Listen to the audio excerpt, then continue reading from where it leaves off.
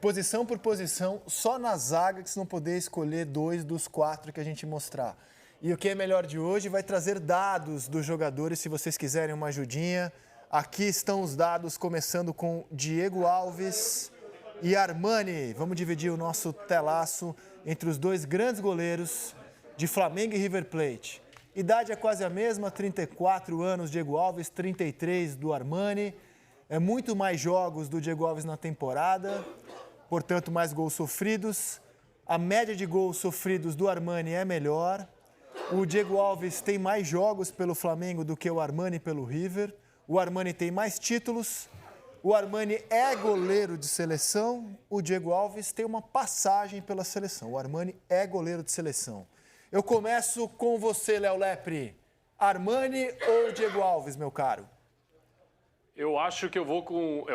Eu fico com o Armani por conta desse histórico dele, né? Ele conquistou uma Libertadores em 2016 com o Atlético Nacional e ele vem porque quando ele chega no River Plate, o River Plate tinha um grave problema no gol. Quando o Barovero sai do River Plate, o Barovero foi peça fundamental nesse ressurgimento do River. O River ficou mais ou menos 1 ano e meio revezando entre 3 goleiros, ninguém conseguia assumir a titularidade e o Armani chega e ele bota um fim à discussão. Ele pegou a camisa 1, foi para a Copa do Mundo em 2018, não foi tão bem, ele tem problema na saída do gol, ele não controla bem esses tempos, mas ele tem uma grande disputa ali com o Esteban Andrada, que é um ótimo goleiro do Boca Juniors, e ele consegue ser o titular da seleção. Então eu fico com o Armani mais pelo histórico dele, que a gente conseguiu ver aqui na América do Sul. Pedrinho. O Armani ele resolveu o problema do River, mas agora é um gosto individual. Eu gosto de goleiro mais leve, mais dinâmico, com mais mobilidade. E eu acho que o Diego tem essas características. Ele é mais leve, ele é mais dinâmico, ele é mais esperto. Não é um goleiro muito fixo, muito pesadão. Então eu fico com o Diego Alves. Aninha? Eu acho que o Diego toma alguns gols que às vezes expõem alguma fragilidade, uma das poucas fragilidades do Flamengo. Eu vou com o Armani, acho que por ser titular da seleção também. E para clubes, né? Comparando clubes, eu acho que o Armani faz a diferença dentro do River Plate. Léo? Léo votou. Losete. Mas eu voto com o Léo. Sigo o relator. O Armani é um cara... Me chamou a atenção o número de jogos do Diego, 124 pelo Flamengo, já é muita coisa, né? Ele parece que chegou há pouquíssimo tempo, mas eu acho que o Armani tem mais imposição. Esse é um dos poucos duelos desses que a gente vai ver que eu não me importaria de ficar com o que perdesse. Mas eu vou de Armani. Então deu River Plate no primeiro duelo. A lateral direita... Ela é... Não sei se covardia é o termo, mas ela tem um desnível, vai. Do Rafinha para o Montiel. A começar pela idade, o Montiel é super jovem, tem 22, o Rafinha tem 34. O Montiel é um jogador formado pelo River, com passagens pela seleção desde a base. O Rafinha tem muito mais título, tem uma experiência na Europa. Rafinha ou Montiel, quem começa? Cara, Rafinha, né? Apesar de achar que o Rafinha ainda é o ponto de desequilíbrio em alguns momentos do time do Flamengo... Desequilíbrio? Eu acho que às vezes, em alguns momentos que ele foi testado, o Jorge Jesus teve que deslocar jogadores para ajudar ele na marcação, como o Gerson e o próprio Rodrigo Caio, porque ele sobe e às vezes o Flamengo precisa ter essa cobertura. Acho que dos poucos problemas que tem o Flamengo, a cobertura em cima do Rafinha ainda é um problema.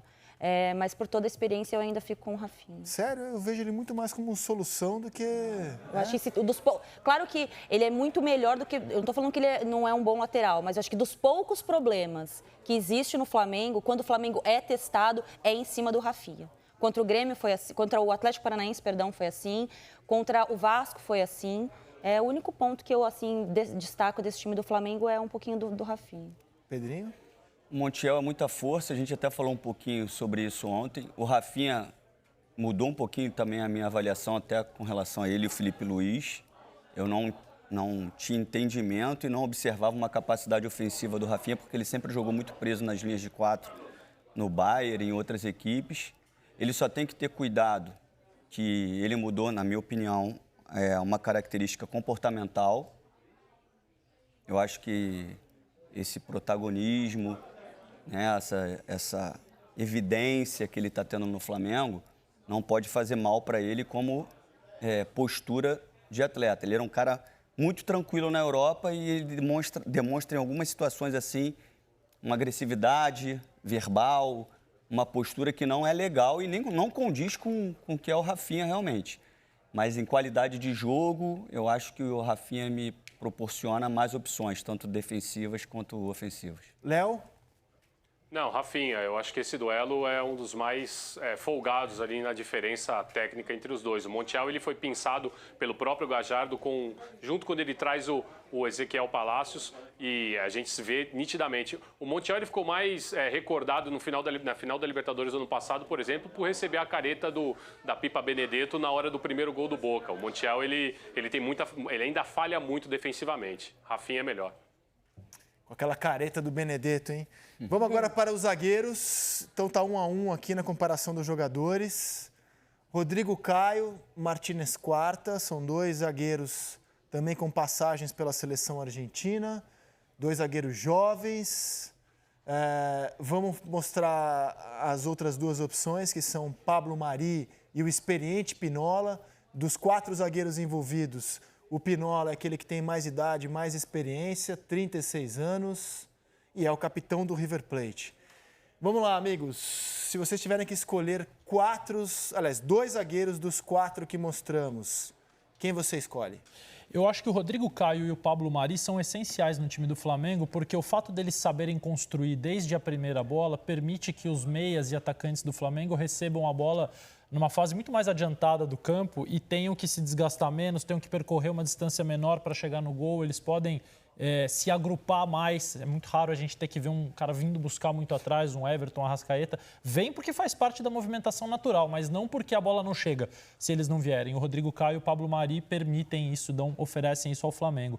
O Pinola tem uma coisa que eles não têm, que é a experiência de Libertadores, que é uma liderança nata, que é um conhecimento do que vai acontecer no jogo e que eu acho que pode ser importante para essa final. Se fosse para um campeonato de pontos corridos, eu ficaria com os dois do Flamengo. Para essa final específica, eu vou misturar a qualidade do Rodrigo e essa liderança do Pinola. Forma a mesma dupla. Gosto muito da velocidade que tem o Rodrigo Caio. Ele sempre foi um zagueiro que precisou de um zagueiro, eu sempre uso essa palavra, um cachorro louco do lado dele. Não porque eu acho que ele é o bonzinho, não por isso, é porque ele é muito técnico e ele precisava de alguém que impulsionasse isso nele. Eu acho que ele formou essa dupla. Alguém mais malvado? Com o Pablo Mari. Só que no futebol brasileiro, eu acho que eles são pouco agredidos no bom sentido, né? Eles não têm o duelo individual o tempo inteiro porque os times não atacam tanto o Flamengo. Então a gente ainda não sabe muito como eles vão reagir quando eles forem atacados. Pelo menos eu vejo assim no cenário nacional. Eu acho que essa dupla tem o cachorro louco, o experiente, que é o Pinola. Você, como Beck, fazia o estilo mais boazinha ou cachorro malvado? Eu era boazinha do mal, né? Estilo porque aí Mauro Galvão, o árbitro virava as costas e eu aceitava Mauro porrada. Galvão esperando um Odivan para te completar. Eu acho que essa dupla, para mim, o Rodrigo, também ele tem uma bola aérea muito boa, um entendimento de posicionamento muito bom, e o Pinola, que para mim é o cachorro louco da dupla. Pedrinho? Se a minha ideia de jogo fosse uma ideia de uma linha de 4 mais defensiva, sem projeção de ataque, eu ficaria com a do River.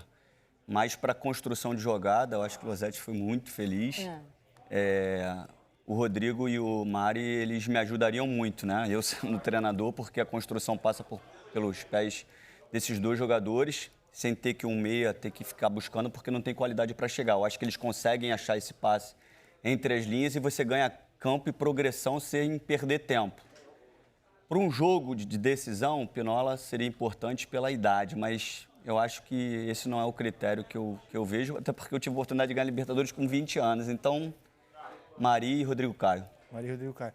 E você concorda que as duplas... É um clássico do futebol, né? Que dupla de zagueiro é um mais bonzinho e um cachorro louco. Mudou isso, né? Mudou, porque o Mari sabe jogar, o Rodrigo Caio também, são jogadores de construção.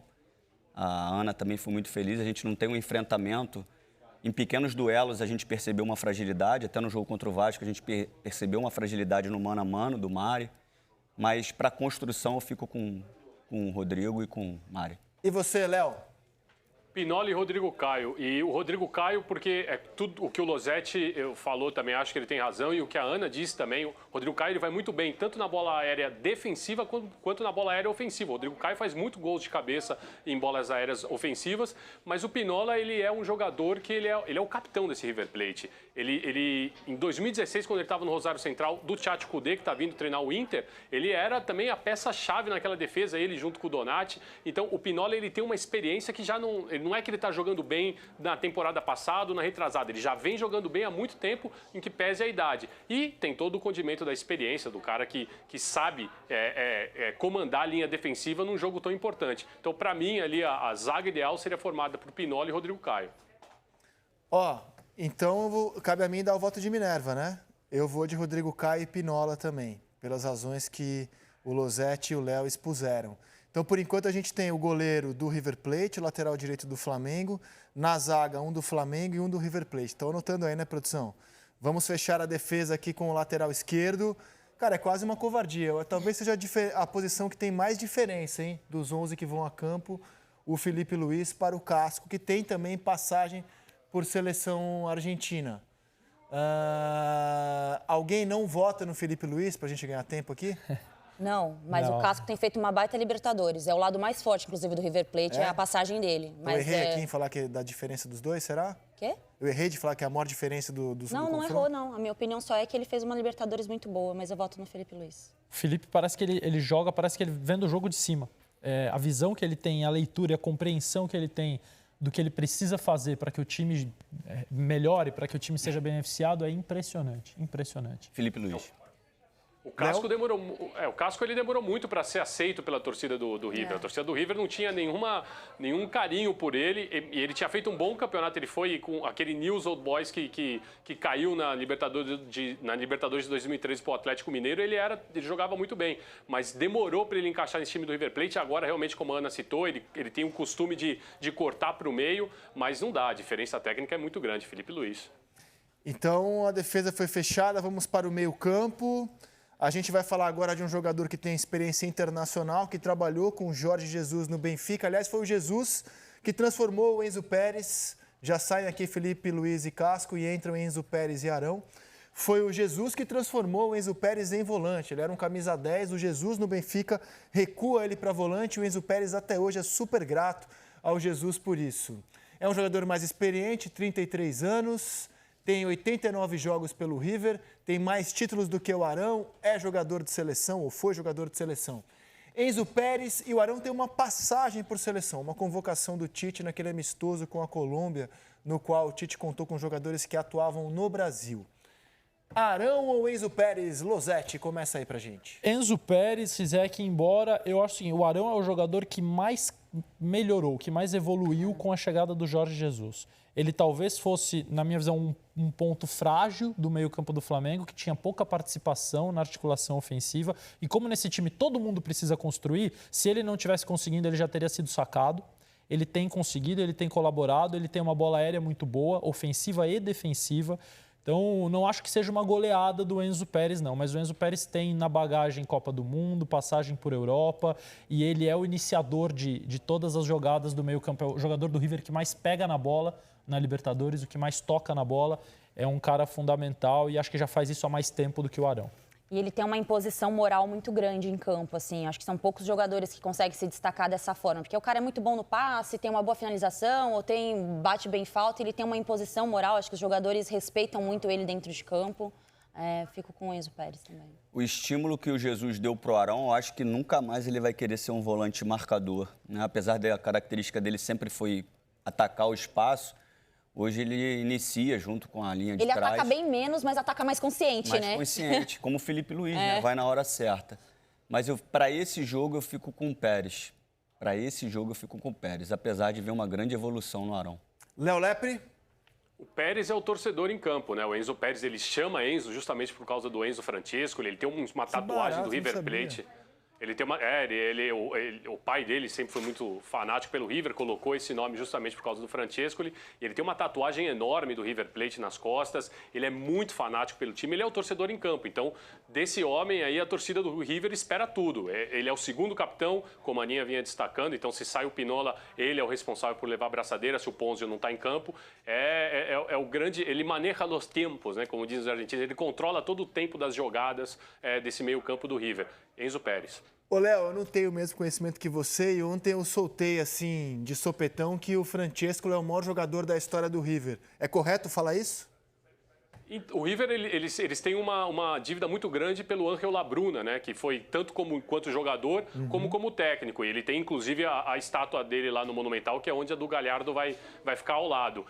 O Francesco, ele talvez, para a nossa geração, ou numa história mais recente, ele é o grande, El Príncipe, né? O uruguaio Enzo Francescoli. E o curioso é que na Argentina eles dizem que o Diego Milito, que é o manager do Racing, é muito parecido com o Francesco. Então, o Francesco eles chamam de El Príncipe e o Diego Milito eles chamam de El Principito, justamente por causa dessa semelhança. Mas eu acho que o Francesco, dos anos 80 para cá, é o grande ídolo do River.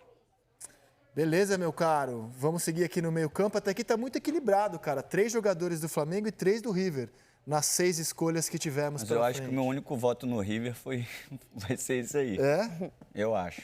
Vamos ver, tem mais. Agora vamos para a comparação do Gerson com o Nátio Fernandes, jogador de 29 anos, 155 jogos pelo River, 6 títulos, jogador de seleção, contra o Gerson, que ainda não chegou, mas certamente será jogador de seleção brasileira. Quem quer começar aqui, Gerson ou Nátio Fernandes? O Gerson, a gente falou um pouquinho ontem, e por ele ter começado como meia ofensivo, que era uma posição que eu jogava, quando você é recuado, você tem aquele sinal que você não vai ser mais aquele cara da última bola, do gol, do último passe, e aí você passa a ser um coadjuvante, só que ele é um coadjuvante de luxo.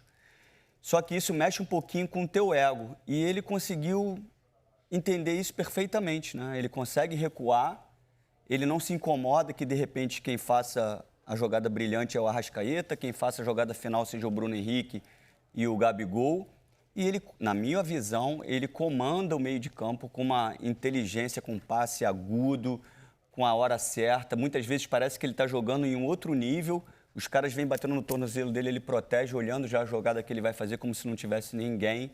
Então, meu voto é no Gerson. Eu acho que ele se doa muito em campo. Principalmente quando as coisas defensivamente não estão dando tão bem, ofensivamente não estão dando tão bem, o Flamengo corre algum risco. Ele é o primeiro a abdicar do jogo ofensivo para ajudar defensivamente. Ele cobre os laterais, ele ajuda um pouco a estruturar a linha de defesa, ele se reinventa em campo em várias funções. Ele, para mim, é o jogador do Flamengo, junto com o Bruno Henrique, com mais repertório. Então, acho que nessa Libertadores, o Gerson foi muito especial. Acho que muito do que deu certo para o Flamengo passa pela disponibilidade do Gerson em campo. Esse duelo é muito dolorido. Pra mim. Dolorido. São os meus jogadores preferidos de cada time. Assim, se eu pudesse escolher um do River, eu ia no Nátio, sem dúvida. Se eu pudesse escolher um do Flamengo hoje, eu acho que eu ia no Gerson, porque ele me encantou, ele me surpreendeu. Eu acho que eu não esperava que a contratação dele pudesse dar tão certo. Não imaginava que ele tivesse se tornado ou esteja se tornando esse jogador. O Pedrinho falou da questão do ego. Muitas vezes eu fico reparando nele no campo como ele tem o impulso de partir, aí ele pensa e não vai. Ele não vai. Ele se coloca como uma opção lateral, Arão, para manter a organização do time. Ele vai só quando ele acha que tem que ir, e essa compreensão toda dele. Então, eu vou votar no Gerson porque eu acho que ele fez muita diferença para o Flamengo e eu espero que nessa sequência de carreira dele, ele continue tendo o ego domado. E só para completar, para mim é o titular da seleção. Para mim também. O Gerson o movimento que aconteceu com o Renato Augusto, que começou jogando lá na frente e foi recuando, até se tornar um protagonista, um jogador importantíssimo, um ritmista, como o Tite dizia, esse movimento aconteceu com o Gerson 8 anos antes. O Renato Augusto já tinha 30 e estava a ponto de ir jogar na China com uma sequência de lesões que prejudicaram sua parte física. Com o Gerson aconteceu no auge físico, na hora que no auge né? técnico. Então ele tem muita estrada para fazer. Gerson e Gerson. Léo Lepre. Isaac, eu confesso que me deixaram na dúvida, porque se me permite, eu acho que até essa comparação aí tinha que ser entre o Gerson e o Ezequiel Palacios, na verdade. É que eu acho que vocês devem colocar mais para frente o Palacios com algum outro jogador. E aí isso me complica, porque entre o Gerson e o Ezequiel Palacios, que para mim, no meu modo de ver, eles cumprem funções mais parecidas dentro de campo, o Gerson sobra muito. Com o Nátio Fernandes é mais difícil, porque o Nátio Fernandes ele é o homem realmente da criação, ele é o homem, um dos cérebros desse River Plate e que foi inclusive elogiado pelo Riquelme. Mas aí entre Gerson e Nátio Fernandes eu acho que eu fico com o Gerson, sim. Beleza, deu Gerson. Foram os nossos analistas táticos aqui que decidiram fazer esse duelo 1-1 aqui. Vamos para a próxima comparação. Everton Ribeiro ou De La Cruz? Ai. O jovem De La Cruz Ah, não, gente, fala contra o já sério. experiente Everton Ribeiro. Começa com você, Aninha. Não, mas por que o De La Cruz com o Everton Ribeiro? Não sei. Para você ficar na Pra dúvida. você ficar na Não, cara, dúvida. porque, pô, eu colocaria o De La Cruz, sei lá, pra bater com o Bruno Henrique. Ai, gente, difícil, porque pra mim, de todos os jogadores do River, o que eu mais gosto é o De La Cruz. Porque a moleza vai pro troca de passes. Fala Não, só já te depois falei, do jogo. já não te é falei que o fácil. troca de passe não é mole, porque aqui quem não assiste jogo comenta. No troca de passe tem que assistir todos. Eu vou com o Everton Ribeiro, porque ele faz a melhor temporada dele no Flamengo. Ele já tinha feito uma ótima temporada no Cruzeiro, mas ele hoje é o jogador que ele é fundamental para o esquema do Flamengo funcionar. Claro que a gente fala muito do Gerson, que é o cara ali, mas o Everton Ribeiro, ele dá o ritmo desse ataque. Esse ataque não fica desorganizado muito pela calma que ele tem de resolver com e sem a bola. Mas eu voto com dor no coração, porque o De La Cruz fez para mim, eu acho que é a melhor Libertadores. Pedrinho? Everton, porque eu acho que ele é o cara que é o formiguinha, né? Que a gente chama, ele vai mastigando em todos os lugares do campo, ele não sossega, ele joga todos os jogos na mesma frequência. A bola passa muito pelo pé dele, mesmo não sendo o grande pensador atrás, mas é o grande cara da dinâmica. Ele é muito mais intenso e dinâmico do que o Arrascaeta no jogo. E tem jogadas também diferentes. O De La Cruz, ele é muito agudo, às vezes joga muito até pela beirada, pelo lado esquerdo, é um grande jogador, mas nesse confronto aí eu fico com o Everton. O De La Cruz, esses 8 anos de diferença entre eles implicam numa maturidade que o De La Cruz talvez ainda não tenha para mim. Ele sempre tenta definir a jogada, sempre tenta o passe final, ou o drible, ou a finalização. Isso faz com que ele acerte muito e seja muito importante, e com que ele erre muito também. Ele vai encontrar, ao longo da carreira dele, aí uma dosagem que eu acho que o Everton já encontrou. O Everton só toma as decisões certas mais vezes do que o De La Cruz, por isso eu vou de Everton. Léo Lepre. Eu acho o De La Cruz, ele tem um caso curioso com o Pity Martinez, porque ele também teve uma resistência da torcida do River, ele precisou se comprovar, se provar importante para esse time, ele reafirmou agora o protagonismo dele, foi fundamental contra o Cerro Porteño, foi muito importante contra o Boca no jogo de ida e no jogo de volta na Bombonera, ele foi o melhor jogador do River Plate, enquanto o River sofria muita pressão, ele era a válvula de escape e ele sozinho, porque o Nath Fernandes estava muito abaixo. Agora, é claro, o Everton Ribeiro é muito mais pronto, muito mais preparado, já é um jogador consolidado. Eu até acho que se fosse ficar ali entre Nico De La Cruz e, por exemplo, Arrascaeta, talvez eu ficaria com o De La Cruz. Nesse confronto, eu confesso que eu preciso ser coerente com a minha escolha como o melhor jogador do torneio, pelo que o De La Cruz fez para o River Plate nesse jogo contra o Cerro, no jogo contra o Boca, no próprio jogo contra o Cruzeiro, eu acho que eu fico com o De La Cruz. Também teria ficado, mas deu Everton Ribeiro, né? Everton Ribeiro, 3-2. Deu Everton Ribeiro 3-2. Agora, Arrascaeta e Ezequiel Palacios. Essa, para mim, é a Arrascaeta sem grandes dificuldades. Eu acho o Palacios ótimo jogador. Concordo com o Léo que eles talvez não pudessem bater ou não devessem bater por funções diferentes. O Arrascaeta é mais de último terço ali, mais de terço final, de conclusão. O Palacios mais de construção. Mas o Arrascaeta faz gol, dribla, tem personalidade, joga em espaço curto, que é raro a gente ver. É raro a gente ver um jogador do futebol brasileiro que se vira bem em espaço curto, ele se vira. Então, para mim, é Arrascaeta. O Arrascaeta pós-Copa do Mundo é outro jogador. Embora ele não tenha jogado na Copa, ele voltou com um entendimento de atleta muito fundamental. Tanto que ele volta, decide a Copa do Brasil para o Cruzeiro e depois se transforma nesse jogador do Flamengo, né? Eu vou com o Arrascaeta. E é um cara de decisão, né? Sim. Decisão se transformou com nesse o uruguaio. cara. Ele se transformou. O pós-Copa dele, eu tenho isso muito claro, porque ele não joga tanto a Copa do Mundo. Eu acho que ele teve acesso a um nível de competitividade na Copa de 18 que talvez ele não tivesse tanto aqui no Brasil.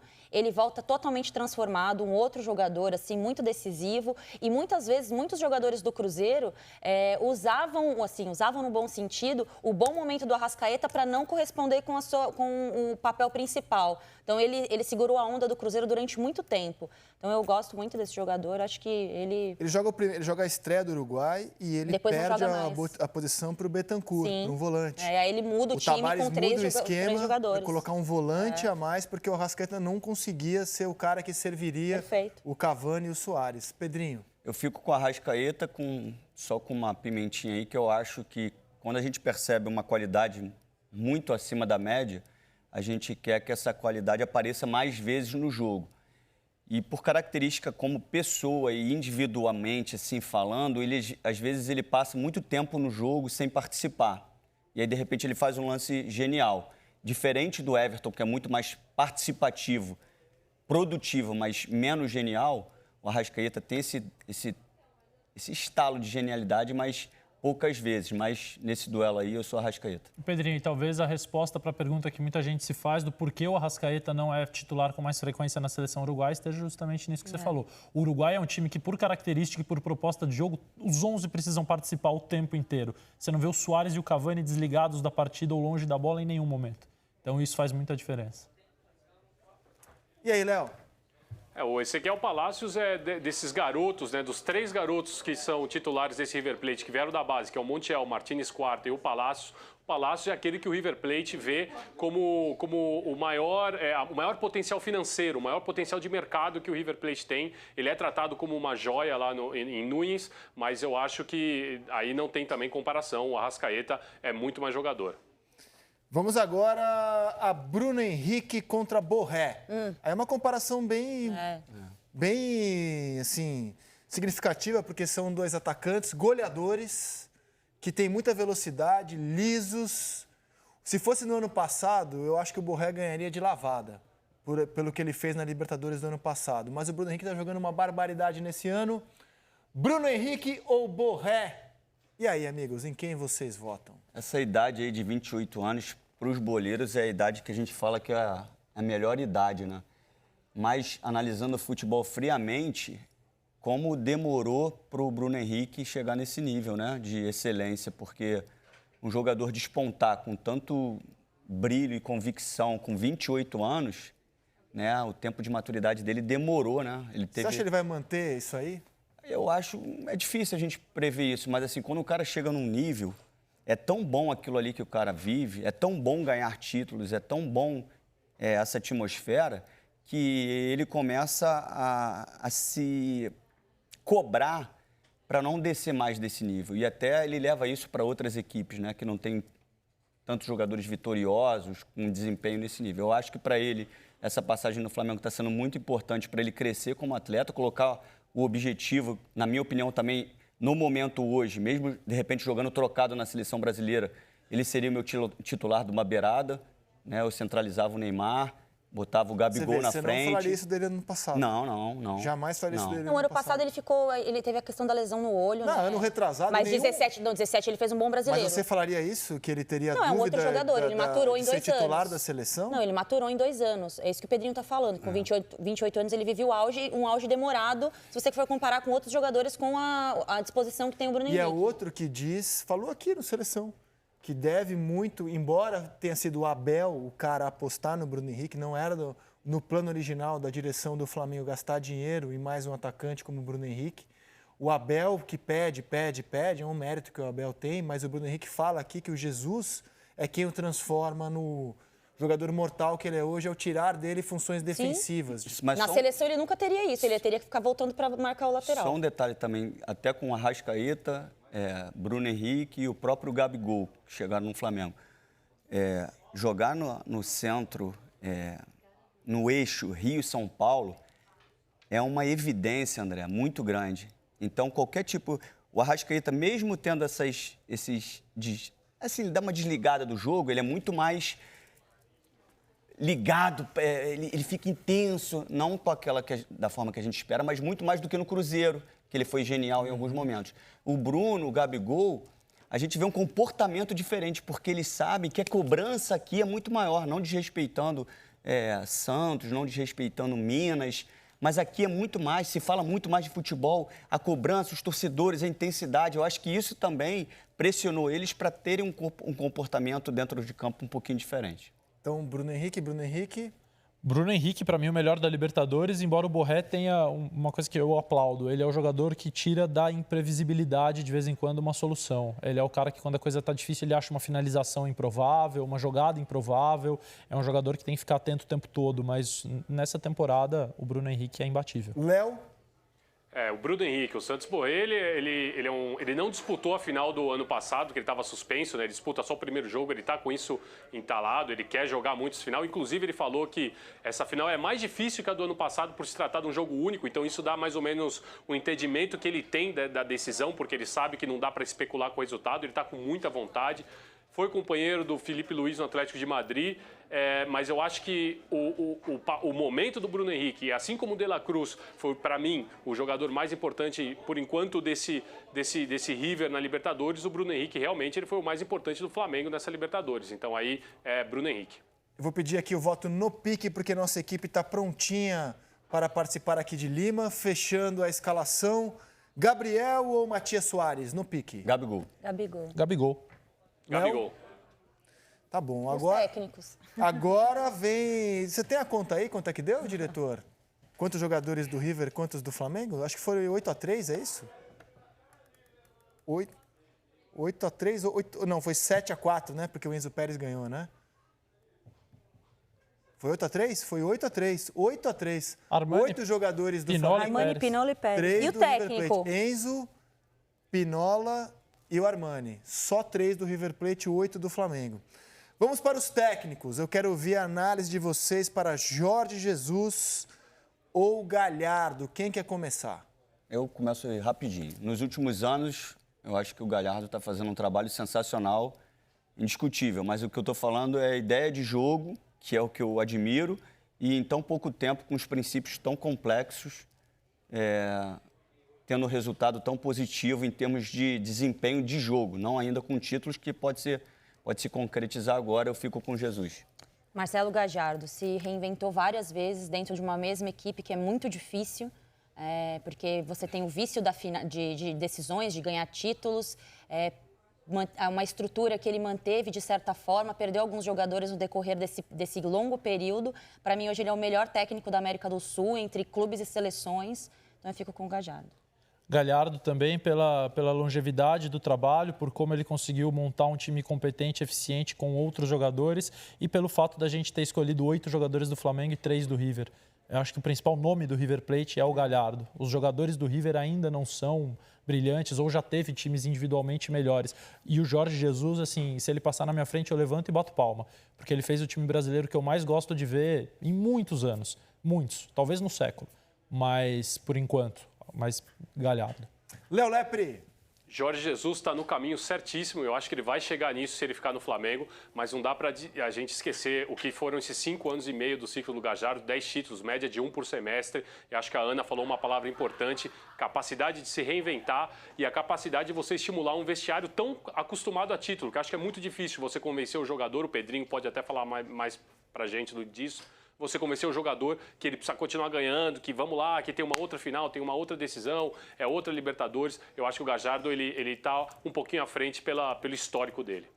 Ô, Léo, amanhã você está no Redação, então a última vez que a gente conversa antes do jogo, né? Então eu queria saber o seguinte, cara, para fechar sua participação hoje no Seleção, você acha que o River Plate amanhã vai para o jogo, vai ser ofensivo, como atacou, por exemplo, o Boca no jogo de ida da semifinal?